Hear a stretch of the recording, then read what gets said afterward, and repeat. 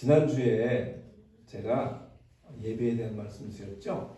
바로 그 예배를 드리라 그런 말씀 드렸는데 두 가지를 여러분과 함께 외쳤던 것 기억하시는지 모르겠어요. 예배는 교회의 심장이다. 근데 또 하나 말씀드렸어요. 제가 지난주에 예배는 before and after의 은혜를 깨닫고 감사하는 것이다. 두 가지. 다시 한번. 교회는 오늘도 정신줄 놓네. 잠깐. 예배는 교회의 심장이다. 또 하나. 예배는 before after의 은혜를 깨닫고 감사하는 것이다. 그래서 오늘도 예배에 대한 말씀을 드립니다. 예배는요, 천국에 가서도 없어지지 않는 이 땅에서 우리의 그리스도인의 삶은 나중에 천국에 가서도 영원히 해야 되는 것이 바로 예배인 거예요. 그러니까 예배는 이 땅에서든 우리가 천국에 가서든 영원히 가장 우리의 삶의 우선순위인 거예요. 그러니까 예배, 제가 그랬죠. 지난주에도 예배 실패하면 다 실패하는 거다. 우리 그리스도인은 특별히. 예배에 성공해야 우리의 그리스도인의 삶이 성공하는 거다. 이 땅에서야 우리가 복음 전도, 선교 힘써야 돼요. 왜냐하면 더 많은 사람들을 영원히 하나님을 예배하는 예배자로 우리가 이끌어야 되기 때문에 이 땅에 있는 동안에는 전도도 열심히 하고 선교도 열심히 해요. 또 이 땅에 있는 동안에 우리는 기도에 힘써야 돼요. 왜냐하면 이 땅에서의 삶이 쉽지 않고 그리고 하나님의 도우심과 능력이 필요하기 때문에 이 땅에 있는 동안에는 여러분 우리가 기도 열심히 해야 돼요. 왜냐하면 우리가 연약한 존재이기 때문에 그래요. 또 이 땅에 있는 동안에 우리는 이웃을 사랑하고 섬기는 일에 힘써야 됩니다. 왜냐하면 그것도 예수님께서 이 땅에 사는 동안 우리에게 주신 새 계명이기 때문에 그래요. 새 계명은 뭐예요? 너희가 서로 사랑하라. 그게 내가 너에게 새 계명을 주노니 너희가 서로 사랑하라. 그 말씀을 주셨거든요. 그러니까 이 땅에 있는 동안에는 우리가 이웃을 사랑하고 섬기는 거 열심히 해야 됩니다. 그러나 전도도 선교도 기도도 이웃사랑도 이 땅에서만 필요해요. 이 땅에서만 존재해요. 천국에서는 우리는 영원히 하나님만을 찬양하고 경배하는 예배만이 필요하거든요. 그래서 예배는 이 땅에서 우리가 예배드리는 이 삶은 이 땅에서 영원을 살아가는 연습을 하는 거예요. 예배는 이 땅에서 영원을 살아가는 우리가 연습을 하는 거예요. 그 연습을 우리는 매주일 모여서 하나님께 예배드리면서 우리가 천국에 가서도 하나님을 찬양하고 경배하는 것을 미리 여기서 맛보고 경험하고 연습하는 거예요. 아멘? 그래서 예배가 얼마나 중요한지 몰라요. 제가 이 디사이플교회 부임하기 전에 9월 달에 2번 와서 설교를 했어요. 첫 번째는 아까도 말씀드린 것처럼 예배를 회복하면 내가 삽니다 라는 말씀을 드렸고요. 그 다음 주일 헌신 예배를 우리 디사이플교회에서 드리면서 이 본문을 가지고 설교를 했어요.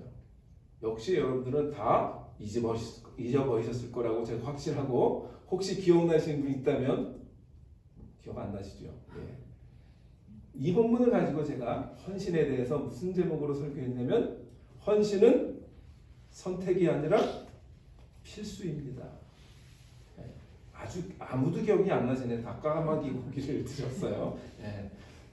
우리가 여러분들이 자꾸 까마귀를 고기를 드시기 때문에 제가 계속해서 반복되어지는 메시지를 드려도 괜찮은 거예요. 하여튼 자, 그런데 오늘은 그 후속편입니다. 지난번에는 제가 이 로마서 12장 1절을 중점적으로 헌신에 대한 말씀을 드렸거든요. 근데 오늘은 2절을 중심으로 예배를 통해서 얻는 은혜가 무엇인지를 함께 나누려고 합니다.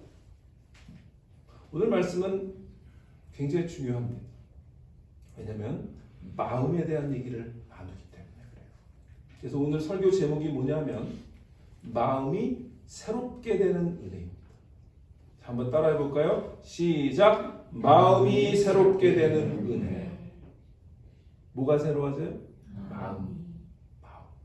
오늘 설교는 여러분들의 마음에 대한 거예요. 우리의 마음에 대한 거예요. 그래서 잘 들으세요. 여러분 마음이 굉장히 중요하거든요. 이 세상 살면서 마음이 가장 중요한 겁니다. 근데 오늘 그 마음에 대한 말을 함께 나누려고 합니다. 우리가 매주일 예배당에 나와서 예배를 드릴 때 하나님께서 우리에게 주시는 은혜가 뭘까요? 많아요. 셀 수 없이 많아요. 그런데 오늘은 그 중에서도 우리의 마음이 새롭게 되어 변화되어지는 은혜를 함께 생각하려고 합니다. 예배를 통하여 하나님께서 우리에게 주시는 은혜가 많은데 그 중에서는 오늘은 마음이 새롭게 되어서 변화되는 은혜예요. 물론 이건 우리가 예배 가운데 어떤 특별한 어떤 뭐 부흥회든지 무슨 외부 목사님이 오셔서 뭐 집회를 한다든지 이럴 때 하나님께서 우리 마음에 아주 강력하게 역사하셔서 우리의 마음이 아주 급격하게 새롭게 되어서 변화되어지는 경우가 많아요. 그렇죠? 그렇게 은혜를 받고 예수님을 알게 되는 분들도 있고 또 내가 마음이 식어졌다가 굳어졌다가 그런 집회를 통해서 다시 한번 이렇게 불이 일어나듯 그렇게 회복되는 그러한 변화 그런 것도 있고요. 그런데 대부분의 경우는 마치 가랑비에 옷 젖듯이 지속적인 예배를 통해서 점차적으로 우리의 마음을 새롭게 하시는 은혜, 그 은혜인 거예요. 그렇기 때문에 예배가 우리가 매주일 이렇게 주일 예배를 지키며 예배 가운데 하나님 찬양하고 하는 것들 가운데 하나님께서 우리에게 주시는 은혜는 가랑비에 옷 젖듯이 조금씩 하나님의 말씀이 우리의 마음에 새겨져서 또 그 하나님 찬양 가운데 하나님을 만나는 경험들이 새겨져서 우리가 점점점 새롭게 되어지는 그 변화를 말하는 거예요. 오늘은 그 얘기를 하는 겁니다. 우리가 올 한 해 동안 다시 그 은혜의 자리로 라고 하는 표를 가지고 우리가 주님의 은혜를 사모하며 그 은혜로 나오겠습니다 결단하는 이유가 바로 가장 중요한 게 우리의 마음의 변화가 필요하기 때문이에요. 우리의 마음의 변화가 필요하기 때문에 우리의 마음이 변해야 합니다. 마음이 문제이기 때문에 그래요. 모든 것이 마음에서 시작됩니다.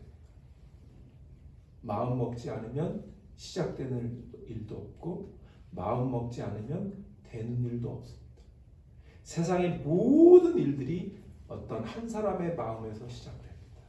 그렇죠? 세상의 일들도 한 사람의 마음에서 시작되듯이 우리 그리스도인의 삶의 여정도 우리의 마음에서 시작됩니다. 여러분들 다 자이든 타이든 예수를 믿게 된 것은 우리의 마음과 생각이 변화됐기 때문이에요. 그렇죠? 저같이 목사 아들로 태어나서 어렸을 때부터 너는 목사가 돼야 돼 뭐 이렇게 들었다가 중고등학교 때 내가 왜 목사가 돼야 돼 뭐 갈등하다가 하나님께서 그 어느 날 찾아오셔서 우리가 하나님께 네가 바쳐진 거에 대해서 확신을 주시니까 하나님께 헌신하게 되더라고요. 그런데 어떤 분은 저하고 좀 다르게 뭐 그냥 세상에서 살다가 하나님께 온 사람들도 있어요. 어찌됐든 우리가 예수를 믿기로 결단한 순간들이 있고요. 예수님께 헌신하기로 결단한 순간들이 있거든요. 근데 그 순간에 여러분들이 뭐가 된 거죠? 마음이 바뀐 거예요. 마음을 먹은 거예요. 어찌됐든 내가 누가 끌고 와서 교회를 앉혀놨었든 아니면 무슨 이유가 됐든 여기 교회라고 하는 자리에 와서 하나님을 만나게 됐고 하는 그 모든 시작점은 뭐죠? 마음이 움직이는 거죠. 마음 먹지 않으면 되는 일이 없듯이 그리스도인의 삶도 우리의 마음이 가장 중요한 겁니다. 그런데 이 마음이 참 복잡해요. 그렇지 않으세요? 이놈의 마음이 참 복잡해요. 처음 그 마음 가졌던 마음이 상황과 환경에 따라 자꾸 바뀌는 거예요. 변질이 되는 거예요. 나태해지는 거예요. 예를 들면 주를 향한 마음이 정말 예수를 처음 믿었을 때는 순수하고 하나님 사랑합니다. 야, 이렇게 좋은 복음이 있구나. 여러 가지 이유가 돼서 하나님을 알게 됐었는데 1년이 지나고 2년이 지나고 5년이 지나면 그 하나님을 향한 그런 마음들이 점점 식어지고 멀어지고 굳어지고 이게 마음이거든요. 그러니까 우리가 이 마음을 하나님 앞에 어떻게 먹느냐가 가장 우리 그리스도인의 삶의 퀄리티, 이 삶의 어떤 모습들을 좌우하는 거예요. 여러분 사람들과의 관계도 그렇지 않으세요? 처음에는 저 사람이 얼마나 좋은지 몰라요. 그래서 막 죽고 못 살아요. 그러다가 어떤 일을 겪어요. 그러면 내가 생각했던 그 사람이 아니네. 멀어지고 처음 가졌던 그 사람을 했던 호감도 사라지고 섭섭함의 마음이 생기고 그 다음에 실망하게 되고 더 나아가서는 미워하는 마음이 생깁니다. 그게 마음이에요. 그러니까 이 마음이라고 하는 게 참 복잡하고. 근데 오늘 하나님께서 우리에게 주신 말씀은 이 마음을 새롭게 해주시겠다라고 하는 겁니다. 뭘 통해서? 예배를 통해서. 개인적인 질문 하나 드리면 지금 여러분이 이 앞에 서 있는 김현송 목사에 대해서 갖고 계신 마음이 어떤 마음인지는 몰라도 앞으로 1년 후에, 3년 후에, 5년 후에, 10년 후에 어떻게 바뀔까? 더 좋은 방향으로 변하면 좋겠는데 그 반대이면 제가 목회를 잘 못한 결과일 겁니다. 그렇죠? 어쨌든 무슨 말씀이냐 하면 우리의 마음이 가장 중요하다는 것입니다. 우리의 마음이 가장. 결국 하나님 우리가 드리는 예배를 통해서 찬양 가운데 우리 마음을 만지시고 위로하시고 만나주시는 것, 그 예배 가운데 하나님 우리의 마음을 만지신다. 또 말씀을 통해서 우리의 마음에 깨달음을 주시기도 하고 찔림을 주시기도 하고 새 힘을 주시기도 하는 거예요. 기도하는 가운데 우리 마음속에 하나님을 향한 열정과 응답의 확신 등의 이런 여러 종류의 은혜를 예배를 통해서 주시는 줄 믿으시기를 바랍니다. 그래서 예배는 우리의 마음을 새롭게 해주시는 은혜를 받는 통로예요. 이 모든 것이 우리의 마음을 새롭게 하시는 하나님의 은혜인 줄 믿으시기를 바랍니다. 오늘도 우리의 마음을 새롭게 하시는 하나님의 은혜가 이 예배 가운데 임하시기를 간절히 축원합니다. 하나님은 먼저 우리의 마음을 바꾸신 후에 우리의 전 존재를 바꾸시고 새롭게 하시는 분이에요. 오늘 본문에 마음이라고 하는 말이 헬라어로 누스라고 하는 말이에요. 누스. 근데 이 마음이라고 하는 말은 여기 누스라고 하는 헬라어는 주로 지성, 지각 또는 생각 그런 것을 의미하는 영어로 말하면 마인드예요. 마인드. 그러니까 마인드는 보통 우리 심리학자들 얘기로는 이 브레인의 어떤 활동으로 이렇게 생각을 하죠. 심리학적인 그런 어프로치겠죠. 근데 우리 한글 성경에 여러분들 한글 우리 성경이 있다 보면 이 마음이라고 번역된 글이 굉장히 많은데 그게 세 개 정도의 단어가 있어요. 오늘 이 말은 누스라고 하는 헬라어를 알았어요. 그래서 생각, 지각, 지성 뭐 이런 건데요. 또 하나는 단어는 뭐냐면 칼디아라고 하는 단어가 있어요. 뭐라고요? 칼디아. 네. 이 칼디아라고 하는 말은 성경에는 주로 그것도 마음으로 번역이 됐는데 영어에서는 hurt에 해당돼요. 그러니까 아까 누스라고 하는 건 마인드인데 이 칼디아는 hurt를 말해요. 그렇게 번역을 할 수 있어요. 그러니까 우리 가슴 깊은 곳에 어떤 마음, 심장, 영혼, 속사람 이런 뜻을 칼디아라고 합니다. 그 다음에 또 하나가 있는데 푸뉴마라고 하는 단어가 있어요. 그건 이제 히브리어의 르아흐라고 하는 단어를 번역한 건데 그것도 마음이라고 번역되기도 하고 어떨 땐 영으로 번역되기도 하고 어떨 땐 성령으로 번역되기도 하고 그렇게 세 가지 정도의 단어가 있는데 오늘 우리가 2절 너희는 이 세대를 본받지 말고 오직 마음을 새롭게 함으로 변화를 받아라고 했을 때 그 마음을 새롭게 한다라고 했을 때는 헬라 누스라고 하는 단어 이름이 뭐라고요? 누스. 그런데 또 다른 것에는 한글 성경 읽다 보면 여러분 심령 뭐 이런 뜻이 있어요. 심령. 이 심령이라고 하는 번역된 건 이 누스라고 하는 말과 이 푸뉴마라고 하는 말이 같이 쓰였어요. 그래서 같이 합성으로 심령. 그러니까 이게 그래서 이제 에베소서 4장 23절 24절 보시면 오직 너희의 심령이 새롭게 되어 여기도 새롭게 되어진다라고 하는 말이죠. 하나님을 따라 의와 진리의 거룩함으로 지으심을 받은 새 사람을 입으라 라고 에베소서에 있는 말씀에 여기는 심령이라고 하는 말 마음이 아니라 심령이라고 번역이 됐는데 그 말은 누스라고 하는 말과 푸니마라고 하는 말이 이렇게 조합된 거예요. 그런데 어쨌든 이렇게 뭐 세 가지 단어가 있는데 그걸 여러분이 다 막 요거는 요 뜻만 갖고 있어 요 뜻만 갖고 있어 그렇게 할 게 아니고 어쨌든 이 성경에서 마음이라고 하는 말은요 서로 혼용되어져 이렇게 사용되면서 오늘 이 누스라고 하는 말씀이 꼭 지성이나 정신만을 의미하는 것은 또 아니에요. 그러나 어쨌든 우리가 제가 여러분 마음 이러면 무슨 말 하시는지 아시잖아요. 그죠? 여러분들의 마음. 지금 여러분들이 이 제 말씀을 들으면서 속으로 생각하고 있는 이런 마음들 있잖아요. 그 마음. 그래서 우리의 마음이 문제인데 마음이 굳어지면 우리 존재가 변화되지 않아요.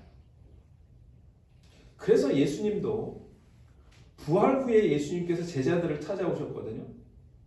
그런데 그 제자들에게 예수님이 하신 일이 뭐냐면 우리 누가복음 24장 45절 보시면 이런 말씀이 나옵니다. 누가복음 24장 44절 45절 또 이르시되 내가 너희와 함께 있을 때에 너희가 너희에게 말한 바 곧 모세의 율법과 선지자의 글과 시편의 나를 가리켜 기록한 모든 것이 이루어져야 하리라 한 말이 이것이니라 하고 이에 그들의 마음을 열어 성경을 깨닫게 하시고 이렇게 했어요.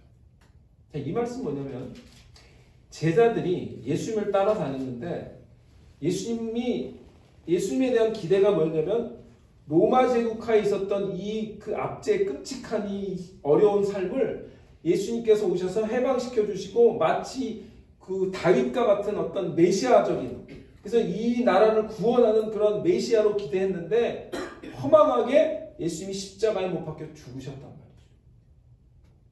그러니까 이 제자들이 혼란에 빠졌는데 예수님께서 부활 후에 제자들에게 오셔서 구약의 모든 율법과 선지자에 있는 그런 예수님을 향한 말씀을 풀어서 설명해 주고 계시는 거예요. 그런데 그 설명해 주실 때 이 누가는 뭐라고 기록하냐면 그들의 마음을 열어 성경을 깨닫게 하셨다는 거예요. 예수님은 우리의 마음을 여시는 분인 거예요. 마음이 굳어졌을 때, 마음이 식어졌을 때, 마음이 답답할 때, 무슨 마음의 상태가 케이오릭일 때도 예수님께서 우리가 주님께 나오면 주님께서 우리의 마음을 열으시고 이 마음이 어떤 문제인지 보시고 그리고 우리를 새롭게 하시는 그런 은혜를 베푸시는 거예요. 그러니까 제자들이 혼란 가운데 빠졌을 때 그 마음을 열어서 성경을 쭉 풀어주시니까 제자들이 아마 깨달았을 거예요. 그 은혜를 오늘도 우리에게 주실 줄 믿으시기를 바랍니다. 말씀이 우리 마음에 그렇게 들어오는 거예요. 사람은 먼저 생각하는 존재잖아요. 동물과 다른 게 동물도 생각은 해요. 그런데 그냥 먹는 거를 주로 생각을 많이 하지. 그죠? 네. 조금 더 똑똑한 개들은 주인의 눈치도 보고 그런 생각을 하죠. 그런데 사람과 동물이 진짜 다른 건 뭐죠? 하나님을 생각할 수 있고, 그리고 인생이 무엇인지 생각할 수 있고, 가치를 생각할 수 있고, 이런 것들이 다른 거잖아요. 그러니까 사람은 먼저 생각하는 존재이고, 생각이 나의 존재와 정체성을 외적으로 드러내는 거예요. 그러니까 여러분들이 가지고 있는 마음에 있는 생각들이 여러분이에요. 그러니까 내가 하나님을 믿기 전에 가지고 있던 여러 가지 생각들이 있어요. 내가 이 세상에 정말 한 인생 내가 멋지게 살아봐야지, 그러면서 돈을 엄청나게 벌어봐야지 라고 생각을 했든, 아니면 내가 정치를 해서 대통령이 한번 돼봐야지 라고 생각을 했든, 무슨 생각을 했던 여러분들 그 생각이 여러분들의 존재를 규정했을 거예요. 그런데 어느 순간 우리가 하나님을 만난 이후부터 우리의 마음이, 우리의 생각이 바뀌기 시작하죠. 인생이 그것만이다가 아니구나. 그게 다 가치 있는 게 아니구나. 라는 생각을 하는 거죠. 그리고 우리의 생각이 바뀌는 거예요. 우리의 생각과 마음이 그것이 새롭게 되고 변화되어집니다. 그런데 아까 제가 말씀드렸죠. 이 마음이 복잡해서 예수님 알고 나서는 그렇게 마음을 먹었다가도 또 세상에 나가서 살다 보니까 세상의 가치관들이 다시 나를 또 역습해 오는 거예요. 근데 나 옛날에 저 생각했었는데 저거 참 괜찮았는데, 저거 다시 한번 갖고 싶네. 이렇게 되죠. 그래서 우리가 주님 전에 나와서 우리의 마음을 자꾸 새롭게 하시는 은혜를 받고 구해야 되는 거예요. 그래서 예배를 놓치면, 예배에 실패하면 하나님 만나는 것을 실패하는 거고, 하나님께서 주신 은혜를 받는 것을 실패하는 거예요. 오늘도 그 은혜를 사모하는 여러분 되시기를 축원합니다. 여러분, 내 자녀도 내 생각과 내 마음대로 못 바꾸잖아요. 안 되잖아요, 절대. 여러분, 내 배우자도 내 마음과 내 생각대로 안 되잖아요. 제 집사람도 저를 바꾸려고 무진장 노력했는데 안 바뀌는 게 죽어라고 있는 것 같아요. 어느 날은 내가 당신 이거 30년째 얘기하고 있어. 그게 안 바뀌어요. 같이 사는 사람도 내 생각대로 안 바뀌거든. 근데 가장 힘든 게 뭐죠? 누군가를 보고 웃으시는 분들은 다 경험이 있는 거예요. 가장 힘든 게 뭐죠? 남을 바꾸는 것도 힘든데 내가 바뀌는 게 진짜 힘든 거예요. 내가 안 바뀌는 거예요. 그러니까 나도 안 바뀌면서 남을 바꾸려고 하는 것 자체가 웃기는 거예요. 그죠? 네. 그러니까 그런 마음을 먹지를 마시기 바랍니다. 내가 뭐 바꾼다고 안 바뀌어요. 하나님이 나를 바꾸셔요. 그러니까 그 사람이 바뀌기 원하시면 기도하시기. 기도하면 바뀌어요. 그러니까 아마 제가 이렇게 바뀐 것들을 보면 우리 집사님 기도를 많이 한 것 같긴 해요. 네. 그러니까 여러분들도 이렇게 보시고 저 사람이 좀 바뀌긴 바뀌었어. 그러면 기도를 많이 한 거로 하시면 거의 맞아요. 하나님 바꾸셨다. 하나님 바꾸셨다. 믿습니까? 네. 그러면 하나님은 우리의 마음을 어떻게 새롭게 하실까요? 오늘 읽었던 1절에 그 답이 있어요. 1절에. 우리 1절 다시 한번 봅니다. 그러므로 형제들아 내가 하나님의 모든 자비하심을 너희를 권하노니 너희 몸을 하나님이 기뻐하시는 거룩한 산제물로 드리라. 하나님이 우리의 마음을 새롭게 하시는 방법이, 그런데 재밌는 게 몸을 드려야 돼요. 이게 기가 막힌 원리예요. 우리의 마음이 바뀌려면 우리의 몸이 하나님께 먼저 와야 돼요. 몸이 안 오면 마음이 안 바뀌어요. 마음은 몸과 같이 가게 됩니다. 근데 몸이 안 움직이면 마음이 바뀔 수가 없는 거예요. 그래서 먼저 하나님 앞에 우리 몸이 나와야 돼. 우리의 몸을 이끌고 주님 앞에 나와야 우리의 마음이 바뀌는 거예요. 근데 어떻게 나오죠? 우리의 몸이 움직여서 주님 앞에 나오는 거예요. 예배하러 예배당으로 나와야 되는 거예요. 그것이 제가 지난 주일에 우리가 찬양으로 하나님만을 우리 하나님으로 인정하고 고백하는 참된 예배라고 말씀드렸고요. 그리고 그 예배를 통해 하나님이 소유된 백성임을 깨닫고 감사하는 것이 하나님 바라시는 예배라고 말씀을 드린 거예요. 그래서 우리의 몸이 움직여야 돼요. 하나님은 우리의 마음을 우리의 몸이 움직일 때 바뀌셔요. 여러분, 가장 큰 재앙이 뭘까요? 우리 그리스도인, 우리 하나님 앞에서 우리 그리스도인과 그리스도인 아닌 걸 떠나서 하나님 앞에서 우리에게 가장 큰 재앙은 뭐냐면 전쟁이 나는 게 아니고 우리의 삶이 막 재정적으로 힘든 게 아니고 하나님이 우리의 마음을 새롭게 하지 않으시고 내버려 두는 거예요. 바울이 로마서에서 로마서 1장 28절 보시면 이렇게 나오죠. 또한 그들이 마음에 하나님 두기를 싫어하며 하나님께서 그들을 그 상실한 마음대로 내버려 두사 합당하지 못한 일을 하게 하셨으니. 이 말이 뭐냐면 가장 큰 재앙을 얘기하는 거예요. 우리가 하나님 마음에 두기 싫어하면요, 하나님은 그냥 내버려 두세요. 그리고 합당하지 못한 삶을 살게 두세요. 그게 하나님의 진노예요. 그게 가장 큰 재앙이에요.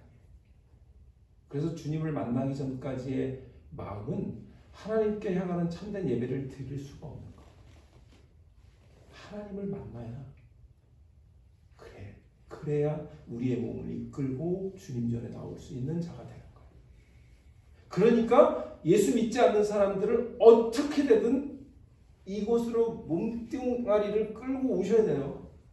그래야 하나님을 알게 되는 거예요. 왜냐하면 하나님 모르는 자들은 하나님을 마음에 두기 싫어하는 사람들이거든요. 그래서 하나님을 만나지 않으면 마음에 변화가 없는데, 예배를 드릴 수 없는데, 그 몸이 움직일 수가 없잖아요. 우리는 마음이 변화되어야 되는 것을 알기 때문에 우리의 몸을 움직여서 나올 수 있는 자예요. 왜? 경험을 해봤고 하나님을 만났고 그 구원의 은혜를 알기 때문에 몸을 움직일 수 있어요. 그러나 하나님 모르는 자들은 그냥 하나님의 마음을 두기 싫어하기 때문에 몸을 움직이지 않아요. 절대 안 하려고 할 거예요. 그러나 어찌됐든 여러분들은 그게 전도인 거예요. 그래서 전도가 만만한 거가 아니죠. 그러니까 거기도 역시 기도 열심히 하셔야 돼요. 우리는 그리스도인을 마음에, 예수 그리스도를 마음에 모신 사람 아니에요. 그래서 하나님의 자녀로, 하나님의 백성으로, 거룩한 존재로 우리를 택하신 거 아니에요. 어제 우리 새벽 기도에 신명기 쉐마 이스라엘 말씀을 나눌 때 하나님이 주신 율법이 뭐라고 했습니까? 율법은요, 우리를 구속하고 막 족쇄로 막 그렇게 하려고 하는 게 아니라 거룩한 백성으로 삼으신 이스라엘 백성이 거룩한 삶을 살기를 원하시는 하나님의 마음이 담겨 있는 것이 십계명이고 율법이라고 말씀드렸잖아요. 그런 거예요. 우리가 이제 하나님께 택함 받고 하나님의 자녀가 됐기 때문에 우리는 이곳에 와서 하나님께 예배하고, 그래서 예배의 삶을 통해서 하나님께 더 거룩한 자로 지어져 가는 것, 그게 하나님 가장 기뻐하시는 그런 우리를 향한 뜻인 거예요. 우리가 주일과 또 일주일의 삶을 통해서, 예배를 통해서 하나님을 만나면 하나님은 우리의 마음을 새롭게 하시고 우리를 날마다 더 새롭게 하시고 우리의 마음을 하나님이 원하시고 바라시는 거룩한 마음으로, 거룩한 백성의 마음으로 변화시켜 주시는 그 은혜를 오늘 주일도 또 일주일 동안의 삶도 그런 은혜를 우리에게 주실 줄 믿습니다. 그래서 하나님께서 마음을 새롭게 하시는 은혜, 그걸 오늘 본문에서 뭐라고 얘기하냐면 변화를 받아. 마음을 새롭게 함으로 변화를 받아. 우리 하나님께서 우리의 마음을 새롭게 하시면 우리가 새로운 존재, 변화된 존재가 된다는 거죠. 그러니까 우리가 예수를 처음 믿었을 때 이미 한번 새로운 존재로 바꿔주셨어요. 어떤 존재죠? 하나님의 자녀, 그리스도인이라고 하는 존재로 바꿔주셨는데 그건 그냥 우리의 외적인 위치만 바뀐 거예요. 그런데 우리의 속사람이 바뀌어야 되는 거죠. 그리스도인이 돼서 한 번에 그냥 싹 바뀌면 좋겠는데 그렇지가 않거든요. 우리는 그리스도인이 된 이유도 계속해서 아까 제가 그랬잖아요. 세상적인 생각들이 들어와가지고 우리의 마음을 혼란하게 하고 그래서 여전히 우리는 계속해서 지어져가는 존재고 마음이 변화되어져 가고 새로워져야 되는 존재로 이 땅에서 사는 것, 그게 그리스도인의 삶인 줄 믿으시기를 바랍니다. 그거를 조금 어려운 용어로 성화라고 해요. 이 말씀 들어보셨나요? 성화. 영어로는 sanctification. 그러니까 성화라고 하는 거룩할 성자의 변화화자인데요. 그러니까 거룩하게 변화되어지는 것을 말합니다. 그걸 오늘 바울은 마음을 새롭게 함으로 변화를 받아라고 표현을 한 건데 그거를 조금 어려운 용어로는 성화되어 간다. 그러니까 우리 그리스도인의 삶의 가장 큰 목적은 뭐냐면 이 땅에서 성화되어 가는 삶을 사는 거예요. 점점점 더 주님을 닮아가는 삶, 하나님을 더 원하는 삶, 그게 성화의 삶이고 거룩한 삶인 거예요. 그러니까 오늘 2절에 있는 말씀이 그 얘기를 하는 거예요. 그런데 오늘 본문에서 그렇게 하나님이 우리를 새롭게 해주시는데 그 새롭게 해주시면 우리에게 변화되어지는 삶의 두 가지의 모습이 있어요. 첫째는 이 세대를 본받지 않는 거예요. 그래서 너희는 이 세대를 본받지 말고 라고 하죠. 하나님께서 우리를 마음을 새롭게 하시면요, 이 세대 또는 이 세상을 본받지 않아요. 이 세상을 본받지 않는다는 말이 뭘까요? 뭐 여러분 이미 잘 아실 거예요. 아까 제가 이미 이 세상에 대한 얘기를 했습니다. 다시 말하면 이 세상의 가치관과 관점을 본받는 것이 아니라 오직 하나님의 관점과 예수님의 모습을 본받는 걸 말해요. 우리는요, 어렸을 때부터 부모님의 모습을 보면서 자라잖아요. 그럼 우리의 자녀들은 누구를 닮아가냐면 부모를 닮아가요. 우리는 인간은요, 누군가를 계속해서 닮아가는 존재예요. 어찌됐든 나도 모르게 닮아가요. 그래서 부부는 뭐 닮아간다고 그러잖아요. 그런 것처럼 닮아가는 존재거든요. 그런데 우리가 세상에 있는 가치관을 너무 좋아하다 보면 뭐를 닮아가냐면 세상을 닮아가요. 그걸 오늘 성경에서는 세상을 본받는다 그렇게 표현해요. 그러니까 본받는다는 게 그걸 그대로 따라가고 닮아가는 거거든요. 그런데 하나님 앞에서 우리가 예배를 통해서 마음이 새로워지면 변화를 주시는데 그 첫 번째 변화가 뭐냐면 세상을 본받지 않게 돼요. 세상을 닮지 않는 거예요. 그걸 다른 말로 얘기하면 관점이 바뀐다. 관점이 바뀐다. 자, 그림을 하나 보여드리면 여러분 여기서 무슨 그림이 보이십니까?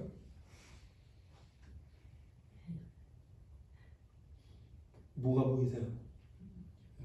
뭐가 보이나? 그렇게 해줘. 뭐가 보이세요? 네? 사람이 보이십니까? 아니면 잔이 보이십니까? 네. 잔이 보이시는 분은 틀렸고 그게 아니고 잔이 보이시는 분은 흰색의 관점으로 보는 거예요. 그리고 두 사람이 서로 보고 있는 것을 보시는 분은 검정색의 관점으로 이 그림을 보는 거예요. 그렇죠? 이게 무슨 얘기를 하냐면 이제 심리학자들이 많이 쓰는 그림인데요. 루빈의 잔이라고 하는 거예요. 그런데 이건 뭘 얘기하냐면 우리가 어떠한 관점으로 무엇을 보느냐에 따라서 보이는 게 달라요. 그러니까 우리가 세상의 관점으로 이 땅을 살아가면 보이는 게 맨날 세상이 가치관과 세상이 즐기는 것과 이런 것들이 우리의 인생의 목표가 돼요. 그러나 하나님의 관점에서 세상을 보면 우리는 하나님이 기뻐하시고 하나님이 가치를 두시는 것만 보고 그게 우리의 인생의 목표가 되는 거예요. 믿으시기 바랍니다. 그래서 관점이 중요해요. 그런데 이 세상을 본받지 않는다라고 하는 말은 하나님의 관점을 갖는다라는 말이에요. 그러니까 내가 그전에는 이 세상이라고 하는 혹시 검정색이라고 우리가 표현한다면 이 세상의 색깔로 모든 걸 바라봤다면 이제는 하나님 하얀 색깔로 그 색깔의 관점에서 이 나의 삶과 인생을 바라보는 것. 그거예요. 관점의 변화가 중요합니다. 예수를 믿는다는 것은 우리의 마음이 새롭게 되어 변화됐다는 것이고 그 마음이 바뀌면 우리의 시각이 바뀌는 거예요. 세상을 바라보는 관점이 바뀌는 거예요. 전에는 가치가 있어 보였던 것이 이제는 그렇게 별로 가치가 있어 보이지 않는 거예요. 그전에는 그것이 없었는데 왠지 세상에서 진 것 같고 손해본 것 같고 바보 같은 그랬던 것들이 이제는 하나도 아쉽지 않은 거예요. 그전에는 세상에서 귀하게 여기던 물건들이 귀하게 보이던 어떤 가방들이 귀하게 보이던 집들이 좋게 보이던 차들이 이제는 쏘봐 목숨 걸지 않는 거예요. 우리는 하나님의 목숨을 걸게 되는 그런 존재가 된 줄 믿으시길 바랍니다. 관점이 바뀌어야 돼요. 그래서 우리 사무엘상에 보면 하나님이 사무엘이 다윗을 기름 부을 때 그 이새의 아들을 쫙 불러왔는데 맛부터 쫙 막둥이 다윗은 들에서 양치고 있고 끼지도 못하는 후보도 못 드는 그래서 왕의 후보를 딱 보는데 뭐요? 하나님께서 뭐라고 얘기하죠? 여호와께서 사무엘에게 이르시되 그의 용모와 키를 보지 말라. 내가 이미 그를 버렸노라. 뭐예요? 누구를 버렸다는 거예요? 사울. 사울은 굉장히 용모가 좋았는 것 같아요. 그러나 이미 그를 버렸다는 거죠. 내가 보는 것은 사람과 같지 아니하니 사람은 외모를 보거니와 나 여호와는 중심을 보느니라 하시더라. 하나님의 관점을 갖는다는 것은 이 세상 사람들은 외모를 보고 그냥 여러분 모든 세상을 보세요. 다 외적인 거에 목숨을 걸잖아요. 그렇죠? 보이는 것들에 목숨을 걸잖아요. 그런데 하나님을 믿는 사람들은 그게 아니라고요. 보이지 않는 영적인 것, 영원한 것, 하나님께서 보시는 그 중심. 여러분의 삶이 그러한 존재로 조금씩 변화되시는 그 은혜를 오늘도 기대하고 간구하시기를 축원합니다. 바울이 이런 얘기를 해요. 바울이 고린도전서에 결혼에 대한 얘기를 물었는데 그 얘기를 하면서 이런 7장 31절에 이런 표현이 있습니다. 세상 물건을 쓰는 자들은 다 쓰지 못하는 자 같이 하라. 이 세상의 외형은 지나감이니라. 여러분 이 구절을 혹시 한 번이라도 신앙생활하면서 읽으신 분 있어요? 별로 아닐 것 같아요. 이 구절은 뭐냐면 그러니까 바울은 이 땅에서 결혼하고 결혼하지 않고 이런 것들을 이제 물어본 거예요. 그러니까 바울은 결혼해도 좋고 독신을 해서도 좋다. 그러나 그걸 통해서 우리가 어떤 바라보고 있는 외적인 모습들이 있잖아요. 이제 사람들이 내가 이제 어렸을 때부터 꿈을 갖잖아요. 나 좋은 학교, 좋은 대학 가갖고 막 좋은 어떤 잡 갖고 그다음에 정말 세상에서 정말 기가 막힌 선남을 만나서 또는 선녀를 만나서 가정을 꾸미고 그래서 이 땅에서 정말 천년만년 살 것 같은 그 꿈을 갖잖아요. 그런데 그런 게 아무것도 아니다. 그러니까 이 세상 물건을 쓰는 자, 이 여기서 세상 물건이라고 하는 말은 이 세상적인 가치관 이런 걸, 그러니까 이런 것들을 우리가 다 쓰지 못하는 것 같지 않아. 이거 다 언젠가는 아무것도 아닌 걸로 없어지는 것들이야 라고 얘기해요. 그래서 이 세상의 외형은 지나감이라 껍데기라는 거예요. 이 외형, 외적인 모습을 지닌 것들, 세상 사람들이 가치 있다고 생각하는 물질적인 것들, 생각들, 사상들, 가치관들이 곧 없어질 것이라 얘기를 하고 있는 거예요. 그렇기 때문에 우리는 하나님의 중심을 바라보신 그 시각을 가지고 세상을 살아가는 그러한 사람이 되어야 될 줄 압니다. 두 번째는요, 우리의 마음을 하나님께 새롭게 해서도 변화받으면 두 번째가 있는데 그건 뭐냐면 하나님의 뜻을 분별한다는 거예요. 그래서 오늘 읽었던 2절의 하반절에 보니까 뭐라 그래요? 하나님의 선하시고 기뻐하시고 온전하신 뜻이 무엇인지 분별하도록 하라.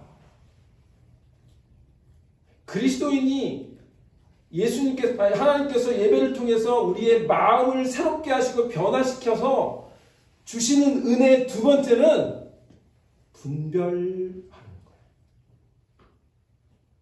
하나님의 뜻을 분별하는 거예요. 매 순간 나의 뜻과 나의 욕심을 이루고 내 뜻대로 살고 내 인생의 목표를 내 뜻대로 하는 그런 삶에서 이제는 이 순간 나의 삶에 하나님이 원하시는 것이 무엇일까? 그것에 더 관심을 갖게 되고 그래서 하나님의 뜻이 더 분별되어지는 거예요. 더 보이는 거예요. 분별력을 갖는 것이 얼마나 중요한지 모릅니다. 영어로 말하면 discernment인데 분별을 잘못하면 혼란에 빠집니다. 굉장히 중요한 거예요. 저는 우리 그리스도인의 성숙도는 그 그리스도인의 그 성숙함의 척도 중에 가장 중요한 것 중에 하나가 이 분별력이라고 생각합니다. 잘 분별해요. 하나님이 원하시는 무엇인가? 이 순간 하나님께서 무엇을 원하시는가? 그것 분별하는 거예요. 그런데 이 분별력은 어디서 올까요? 하나님의 말씀에서 와요. 그래서 어저께 우리 새벽 기도 때도 말씀을 드렸지만 하나님이 뭐라 그러죠? 이 말씀을 너희 마음에 새기고 말씀이 마음에 새겨져야 그 말씀이 분별하도록 우리를 가르치세요. 하나님께서 이스라엘 백성에게 그러니까 오해하시면 안 돼요. 그러니까 기도가 중요하지 않다 이런 얘기가 아니라 하나님께서 이스라엘 백성에게 말씀을 주셨어요. 쉽게 말하면 말씀을 주셨지 기도를 주시지 않았어요. 그러니까 분별은 기도를 통해서 하는 게 아니고 말씀을 통해서 하는 거예요. 그게 최종적인 그 스탠다드가 돼요.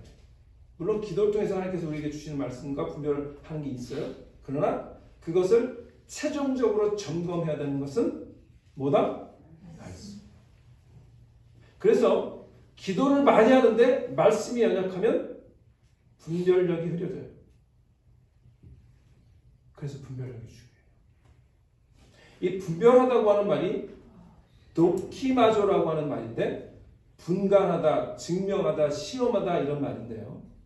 이게 영적으로도 굉장히 중요한 거예요. 그래서 사도 요한이 요한일서에서 이런 말을 합니다. 사랑하는 자들아 영을 다 믿지 말고 오직 영들이 하나님께 속하였는지 분별하라. 많은 거짓 선지자가 세상에 나왔습니다. 여러분, 이 세상에도 교회라고 하는 형태를 가진 수많은 교회들이 있는데 그 교회가 다 하나님이 원하시는 기뻐하시는 교회가 아니에요. 이단 교회도 있고 목사의 욕심에 이끌려가는 교회도 있고 그리고 막 영적인 혼란이 있는 교회도 있고. 그러니까 그걸 잘 분별해야 돼요. 근데 그 분별은 하나님의 말씀이 기준이 돼야 돼요. 이 초대교회 사도 요한이 목회하던 교회에서도 거짓 그리스도를 전하는 거짓 선지자들이 들어왔던 거예요. 이 사람들이 교회를 혼란시킨 거죠. 그래서 사도 요한이 지금 얘기하는 거예요. 영을 다 믿지 말라. 여러분, 교회에서 혼란해지는 이유 중에 하나가 이 성령 충만한 거에 대한 오해를 갖고 있는 거거든요. 영을 혼란시키는 경우가 많아요. 그래서 영을 잘 분별할 수 있어요. 근데 그 영은 말씀. 두 번째 이 은혜가 정말 중요합니다. 분별하는 은혜. 하나님의 뜻을 분별하는 것, 영을 분별하는 것, 그것이 두 번째 우리의 마음을 새롭게 해주셔서 변화시켜 주신 데에 따른 그런 은혜예요. 저는 여러분들이 그러한 성숙함의 은혜를 받으시기를 축원합니다. 저는 이 말씀을 마칩니다. 우리 지사필교회 오면서 여러분들에게 정말 바라는 게 하나 있어요. 그냥 그거밖에 없어요. 바라는 거. 뭐냐면 저나 여러분이나 모두가 이 땅에 사는 동안 예수님을 잘 믿었으면 좋겠어요. 정말이에요. 그것 말고 저는 다른 거 바랄 게 없어요. 예수를 잘 믿었으면 좋겠어요. 예수를 잘 믿는 게 뭘까요? 이렇게 말할 수도 있고 저렇게 말할 수도 있어요. 그런데 오늘 바울이 말하는 것이 핵심이에요. 예수를 잘 믿는 것은 우리의 몸을 하나님께 거룩한 산제물로 드리는 예배를 잘 드리는 삶이에요. 그리고 예배를 통해서 하나님께서 우리 마음과 심령을 계속 새롭게 하시는 은혜를 받아서 점점점 더 거룩한 존재로 변화되어지는 삶을 이 땅에 있는 동안 살아가는 거예요. 그래서 하나님의 관점으로 세상을 본받지 않고 그리고 하나님의 뜻을 분별하는 성숙한 그리스도인으로 변화되어지는 성화를 향해 나아가는 그런 삶을 사는 것, 그것이 예수를 잘 믿는 거예요. 저는 우리 지사교회 여러분 모두가 저를 포함해서 예수를 잘 믿는 그런 분이 되시길 주님의 이름으로 축원합니다. 기도합니다.